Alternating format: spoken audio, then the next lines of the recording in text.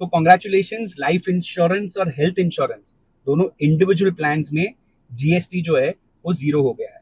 तो बेसिकली क्या करना चाहिए आपको, क्या आपकी 18% जो एग्जाम्पशन है उसका फायदा उठा सके, उसके बारे में ये वीडियो है। तो फाइनेंस मिनिस्टर जी ने कल ये अनाउंसमेंट की थी कि 18% से अब 0% हो जाएगा जीएसटी इंडिविजुअल हेल्थ इंश्योरेंस और इंडिविजुअल लाइफ इंश्योरेंस। तो अगर आप बेसिकली नई पॉलिसी खरीदने वाले थे तो आप 22 सितंबर तक रुक सकते हैं और उसके बाद ले सकते हैं, ताकि आपको ये 18% पे ना करना पड़े। अगर आपका रिन्यूअल भी जो है पॉलिसी, अगर आपने पहले से ली हुई है और आपकी पॉलिसी एक्सपायर हो रही है, बट वो एक्सपायरी जो है वो 22 सितंबर के बाद है, तो उस केस में भी आपको 22 सितंबर के बाद पेमेंट करना चाहिए, ताकि आपको ये 18% सेव हो जाए।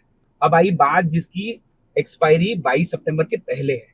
तो अगर आपकी एक्सपायरी 22 सितंबर के पहले है और आप पेमेंट 22 सितंबर के बाद करना चाहते हैं ताकि आप ये जीएसटी का फायदा उठा सके, तो ये समझ के लीजिए कि आप पॉलिसी को ब्रेक करने वाले हैं और आप ग्रेस पीरियड यूज करने वाले हैं।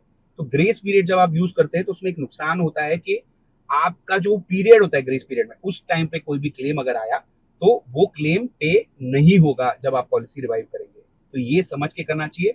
यूजुअली 50 ईयर्स के ऊपर किसी को बहुत सारी बीमारी है, उसको ये वाला पैसा नहीं इस्तेमाल करना चाहिए। लास्ट है कि बेसिकली आपका ग्रेस पीरियड भी जो है वो भी 22 सितंबर के पहले खत्म हो रहा है। तो ऐसे सिचुएशन में तो ऑब्वियसली आपके लिए ये जीएसटी एग्जेम्पशन लागू ही नहीं करता।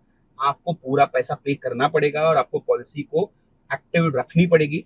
अगर आप ये पॉलिसी को 22 सितंबर के बाद पे करना चाहते हैं तो आपकी पॉलिसी कंप्लीटली लैप्स हो जाएगी और आपको नई पॉलिसी खरीदनी पड़ेगी, नए वेटिंग पीरियड्स के साथ। पूरा इवैल्यूएशन इंश्योरेंस कंपनी फिर से करेगी और फिर नया पॉलिसी इशू करेगी आपके लिए। तो ये तो मैं डेफिनेटली आपको रेकमेंड नहीं करूंगा कि आप ये कीजिए।